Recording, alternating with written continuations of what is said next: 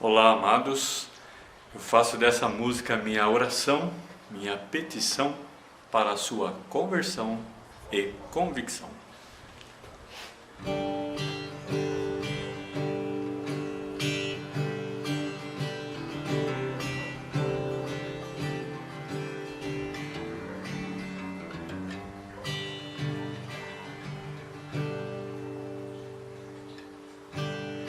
Senhor, abençoa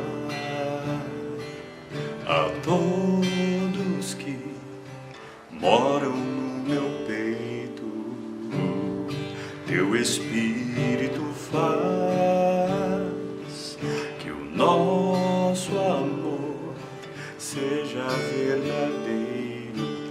Quando os inimigos nos tentarem destruir, eu sei que a tua força capacita a reagir. Então concede a todos quanto amamos as bênçãos, o perdão e a graça nos planos, pois te amo, ó Deus.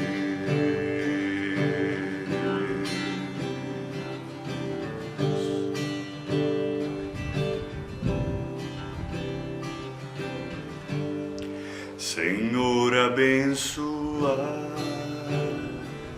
a todos que moram no meu peito. Que o teu Espírito faz que o nosso amor seja verdadeiro. E quando os inimigos nos tentarem destruir, eu sei que a tua força capacita a reagir.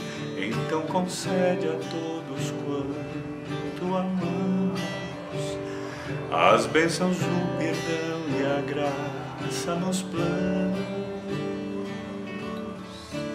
pois te amo, ó Deus, pois te amo, ó Deus, pois te amo, ó Deus.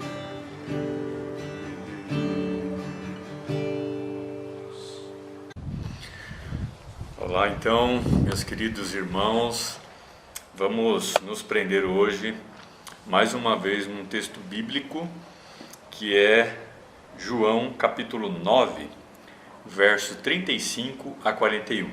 Então acompanhem comigo a leitura da Sagrada Escritura, que diz bem assim: Ouvindo Jesus que o tinham expulsado, encontrando-o, lhe perguntou: Crês tu no Filho do Homem?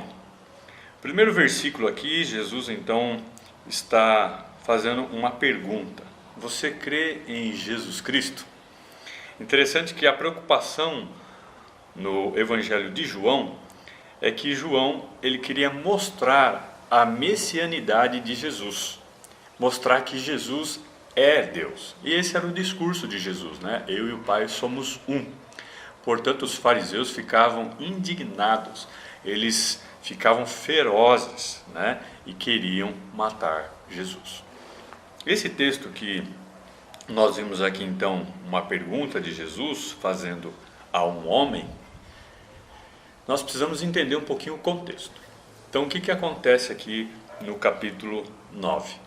Havia um homem que nasceu cego e o discurso dos fariseus era: esse homem nasceu cego porque os seus pais pecaram. Um absurdo, né, esse discurso. Se fosse assim, toda a humanidade nasceria cego. Por quê? Todos nós somos pecadores. A questão aqui, se nós olharmos do ponto de vista espiritual, com certeza toda a humanidade nasce cego. De não crer em Deus, de não reconhecer a Deus, não se entregar a Deus. Por isso, então, que a palavra de Deus diz que todos se extraviaram como ovelhas sem pastor, que todos pecaram e carecem da glória de Deus, que não há um justo, sequer um. Então, nós entendemos que o ser humano, ele precisa ter uma conversão. E nós temos que entender o que é essa conversão e não uma condição. E nesse texto, então, onde nós já sabemos o contexto, é bem interessante nós lembrarmos que, diante de todo esse cenário em que os fariseus estão julgando, condenando esse homem cego, ele é discriminado, colocado de lado, está ali os seus pais, está ali algumas pessoas e esses homens tendo esse discurso. E aí então é quando Jesus se aproxima e tem um contato com esse homem. Jesus se aproxima e se relaciona com esse homem, conversa com esse homem, toca nesse homem e fala para ele o seguinte: gospe no chão, passa lodo em seus olhos e diz: lava-se no poço de Siloé. Jesus não fala para ele: vai lá que você vai ser curado, como os falsos mestres fazem. Ou vai junto com ele e fala: olha, tá vendo? Agora você está enxergando quem te curou. Não, Jesus não faz isso. E é nessa hora em que Jesus dá essa ordem, vai e se lava, sai de cena, esse homem se lava, começa a enxergar, e aí então esses judeus, fariseus, mudam o seu discurso novamente. Você já enxergava, você estava mentindo, dizendo que não enxergava. E aí então começam a expulsar esse homem da cidade. E agora então o versículo que nós acabamos de ler é quando Jesus volta. Jesus aparece por quê? Ele começou a boa obra e ele é fiel para terminar. E quando nós pensamos na questão de salvação, a iniciativa é totalmente de Deus. Ele se direciona, ele vai até aquele homem, ele conversa com aquele homem, ele dá uma ordem para aquele homem, ele toca naquele homem, ele se relaciona dessa forma. E, portanto, então, a salvação, a iniciativa é totalmente de Deus. Por isso eu quero tratar, então, com vocês, 3 evidências da conversão e não da condição. 3 evidências da conversão e não da condição. E no versículo então que nós acabamos de ler, Jesus pergunta para esse homem, ele se aproxima desse homem que ele havia curado e faz uma pergunta: você crê no Filho do Homem? Você crê em Jesus Cristo? E aí então nós temos aqui o versículo 36 e 37 que está também substanciado diante dessa primeira evidência da conversão e não a condição. Versículo 36, esse homem responde: quem é Senhor, letra maiúscula, quem é esse Deus, para que nele eu creia? Esse homem faz uma pergunta retórica na sua resposta, assim como Jesus fazia. É como se esse homem dissesse para Jesus, sem saber que Jesus era aquele que havia curado ele, dizendo: olha, se eu soubesse onde esse homem está, é óbvio que eu creio. Isso mostra a iniciativa de Deus em salvar, já trabalhando em seu coração, pelo nível de resposta que ele dá. Eu creio, eu só quero saber onde ele está. E a primeira evidência é arrependimento. Esse homem está compungido, contrito a respeito desse arrependimento. Esse homem, Jesus, para ele era um homem qualquer. Depois de Jesus já ter pedido para ele se lavar, ele havia ouvido falar sobre Jesus. Jesus agora já não é só um homem qualquer, um enviado de Deus, um profeta. Para esse homem, Jesus é Deus, porque é a pergunta que ele faz com essa retórica, na sua resposta: quem é Deus? Jesus para esse homem agora é o próprio Deus. Imagine então os fariseus olhando isso, de Jesus agora voltando, conversando com ele e batendo de frente com eles com essa resposta. E ele diz assim, Jesus Cristo: já o tens visto, você já viu ele, Na primeira leitura em que Jesus fala, você já viu ele? Parece que já viu porque os dois estão conversando um com o outro. Não. Não só isso. Você já o tens visto no seu coração. Pelas palavras que você já me disse. Pela fé que eu dei para você crer em mim. Você já o tens visto. E Jesus então agora se apresenta para ele. É o que fala contigo agora. Muito prazer. E Jesus então se relaciona com esse homem, conversa com esse homem, dizendo: eu sou o Rei dos Reis. Eu sou o Senhor dos Senhores. E por isso então nós temos aqui a primeira evidência da conversão. É que Deus coloca no coração daquele que Ele quer salvar o verdadeiro arrependimento, buscando a salvação. E esse homem reconhece que Ele é Deus, dizendo quem é Senhor para que nele creia. E Jesus então se apresenta: sou eu que já tenho falado ao seu coração. Sou eu que posso dizer para ti: você já tem me visto. Visto a minha obra salvífica no íntimo do seu coração. Por isso, meus queridos, quando Deus quer salvar, o arrependimento é o primeiro ponto principal. Deus chama. A alma cansada vem já. E isso brota no coração humano, esse desejo e reconhecimento: Jesus é Senhor, Jesus é Deus. A segunda evidência está no versículo 38, onde diz: então afirmou ele. Esse homem agora vai responder, mas com essa convicção. E a resposta é: preste bem atenção. Creio. Senhor, letra maiúscula. Creio, Deus. E o adorou. Isso mostra a segunda evidência, que é o constrangimento. Por quê? Porque agora ele se humilha, agora ele se prostra e agora também ele adora. Então, se a primeira evidência é arrependimento que gera salvação, a segunda evidência é, como nós já temos visto, o constrangimento que gera a adoração. A adoração a quem? Ao homem? Ao líder tal? Não. Somente a pessoa de Jesus Cristo, o próprio Deus. E ele enfatiza isso. Diante dessa segunda evidência, diante desse constrangimento, o Senhor é Deus.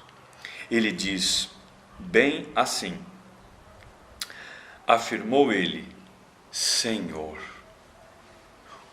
o próprio Rei dos Reis, eu creio. E como sinal disso, ele compungido, arrependido, contrito, se humilha, se prostra e engrandece. Como que nós podemos entender isso? Esse constrangimento que gera adoração. É que a primeira evidência já está embutido no seu coração, que é o arrependimento.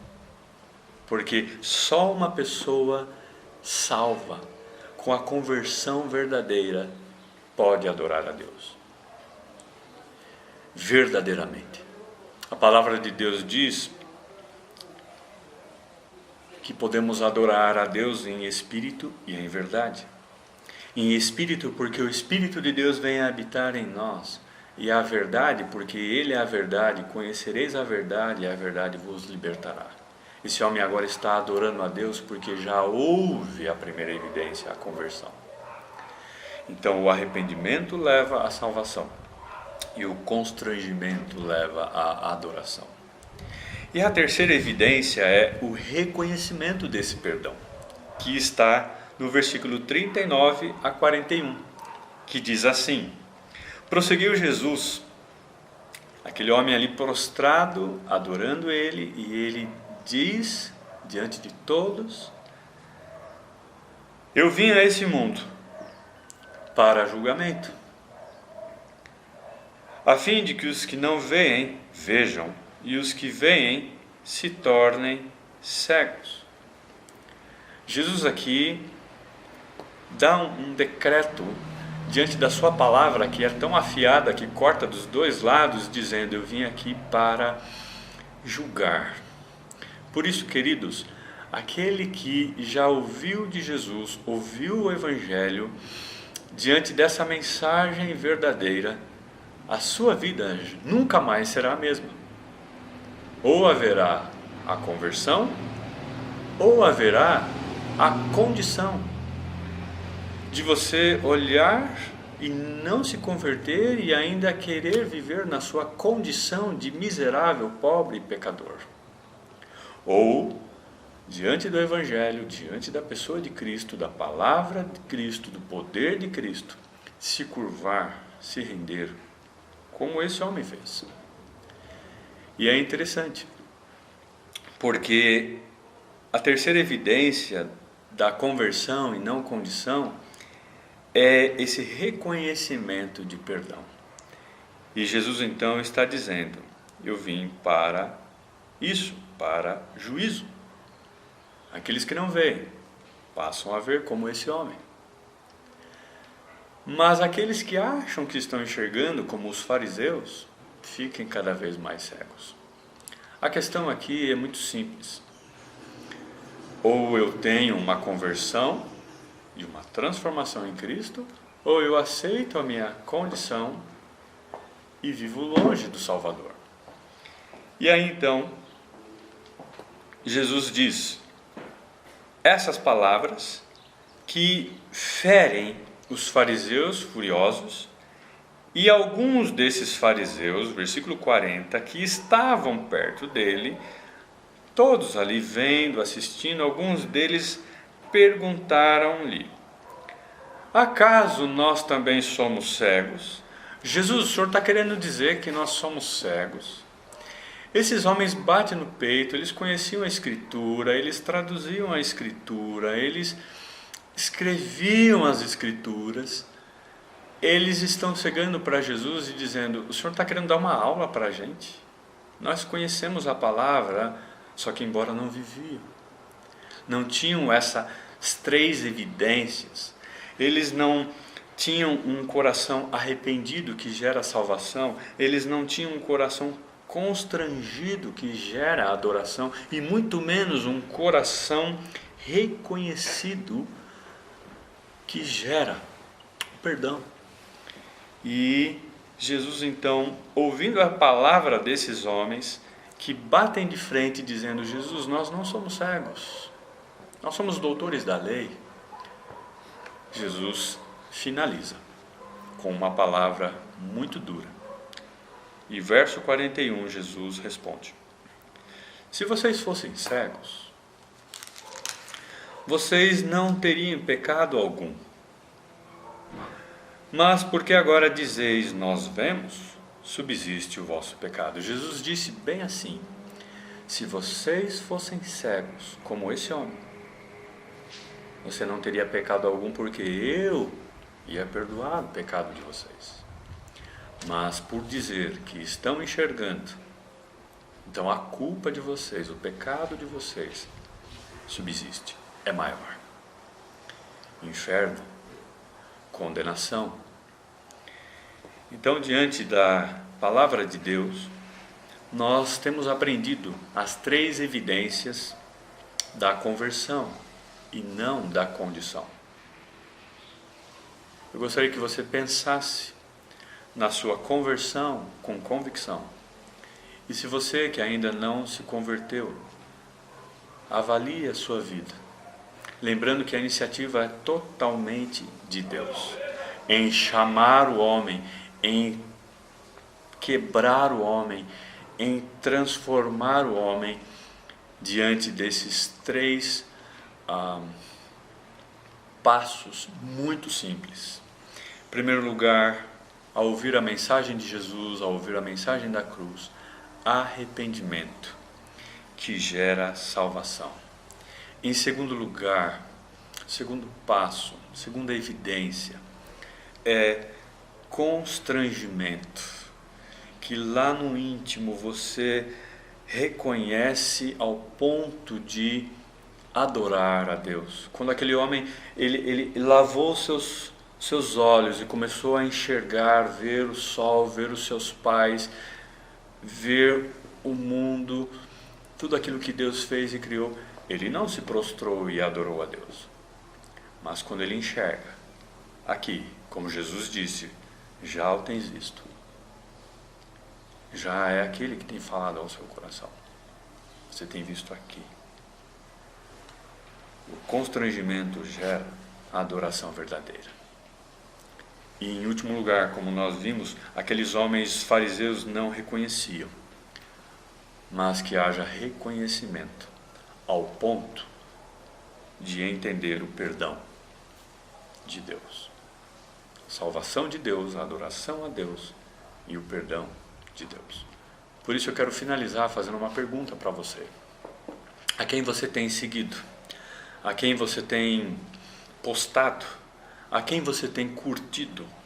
Se eu pegar o seu celular, se eu pegar o seu notebook, se eu pegar as suas conversas e olhar, ali está o seu pedigree, ali está a sua vida. Será que você ama? Será que você adora? Será que você serve a esse Deus vivo? Como crente verdadeiro, diante de uma boa e verdadeira convicção, e não uma condição de ter uma conversão social, uma conversão amigável. Quem você tem seguido? Quem você tem curtido? Quem você tem evidenciado? E que a nossa vida, como crentes e verdadeiros, possamos mostrar para as pessoas essas três evidências de uma vida de salvação, de adoração, pela tão grande salvação, pelo perdão dos nossos pecados. Sempre tendo uma vida de arrependimento, de constrangimento e reconhecimento. Vamos orar. Senhor, muito obrigado pela Tua palavra, muito bem lida, muito bem instruída nessa manhã, onde o nosso coração faz essa avaliação de uma conversão e não de uma condição. Obrigado, ó Pai, porque temos o exemplo desse cego, assim como tantos outros exemplos na Sagrada Escritura, mas que possamos lembrar que a Tua palavra divide a humanidade sempre quando lemos em duas partes, aqueles que creem e aqueles que não creem, a conversão e a condição de querer viver ainda uma vida de miséria no pecado. E que nós possamos entender que quando nos deparamos a essa verdade, a Tua pessoa, a Tua palavra, o Teu poder, a nossa vida jamais será a mesma. Ou nós nos tornamos pessoas melhores pela conversão, convicção, ou nos tornamos cada dia mais uma pessoa pior, por aceitar a nossa condição de miserável, pecador e ainda querer viver assim. Senhor, continue falando aos nossos corações e nos levando a viver uma vida como verdadeiros servos do Senhor, como missionários nesse mundo. E aqueles que, porventura, não conhecem o Senhor, que nessa hora possam se entregar a Ti. Não preciso fazer apelo nenhum aqui, porque a Tua palavra já é apelativa. Se entregue ao Senhor e aí então louve a Ele, adore a Ele. Em nome de Jesus, nós oramos e agradecemos. Amém.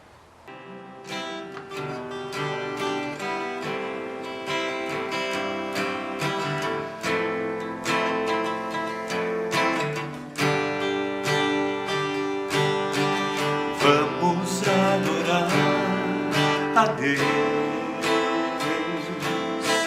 Vamos adorar a Deus. Vamos invocar Teu nome. Vamos adorar a Deus. Mais uma vez.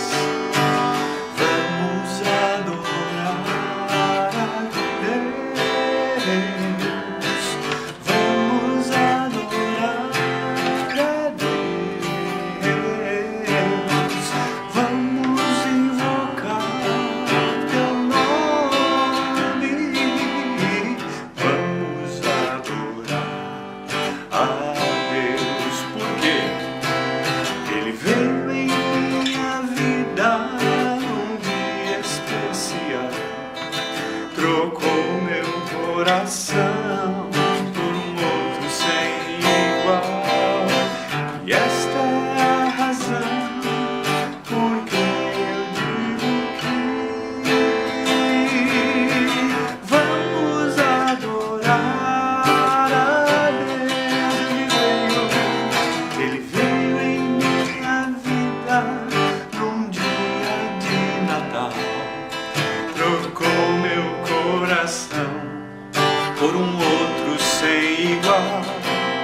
E esta é a razão por que eu digo que vamos adorar a Deus. Vamos adorar a Deus. Vamos adorar a Deus.